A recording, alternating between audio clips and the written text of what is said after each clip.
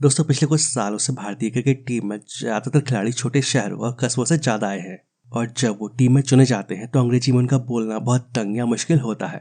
लेकिन कुछ समय के बाद ही क्रिकेटर फर्राटेदार इंग्लिश बोलते हुए नजर आते हैं और जिसे देखकर हर कोई हैरान रह जाता है और सोचता है कि आखिर इसके पीछे का राज क्या है। दोस्तों भारतीय क्रिकेट टीम में आधे से ज्यादा खिलाड़ी छोटे कस्बों, शहरों और मामूली बैकग्राउंड से आते हैं और वो आमतौर पर ऐसे घरों से होते हैं जहां अंग्रेजी बोलने का सवाल ही नहीं उठता है और अंग्रेजी बोलना उनकी सबसे बड़ी कमजोरी होती है। लेकिन भारतीय टीम में आते ही वो फर्राटेदार इंग्लिश बोलने लगते हैं और मौजूदा टीम इंडिया में चाहे युजवेंद्र चहल हो या मावी या विराट कोहली, चेतेश्वर पुजारा हो या मोहम्मद शमी या पृथ्वी शॉ, ये सभी खिलाड़ी अब जब प्रेस से रूबरू होते हैं तो फर्राटे से अंग्रेजी में मीडिया के सवालों का जवाब देते हैं। लेकिन इनके साथ हमेशा से ऐसा नहीं था और कभी इन्हें प्रेस के सामने आने में इसलिए दिक्कत होती थी क्योंकि ये अंग्रेजी फर्राटेदार तरीके से नहीं बोल पाते थे।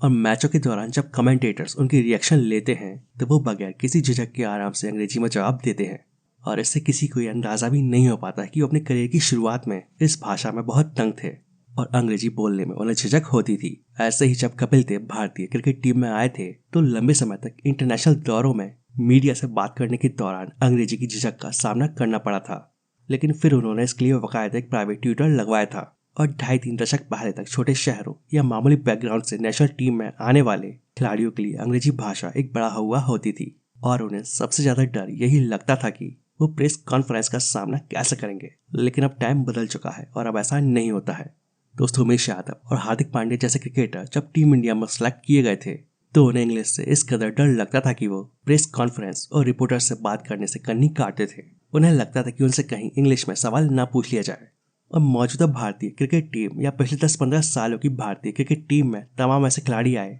जो 10वीं पास भी नहीं थे। लेकिन अब वही जब वो फर्राटेदार इंग्लिश बोलते हैं तो लोगों को हैरानी होती है कि आखिर ऐसा कैसे हो गया और इसके पीछे का असल राज क्या है। और दोस्तों सिर्फ यही नहीं, आमतौर पर टीम इंडिया में कम ऐसे क्रिकेटर होंगे जो ग्रेजुएट हो क्योंकि ज्यादातर अपनी पढ़ाई हाई स्कूल या इंटर करते हुए बीच में ही छोड़ देते हैं।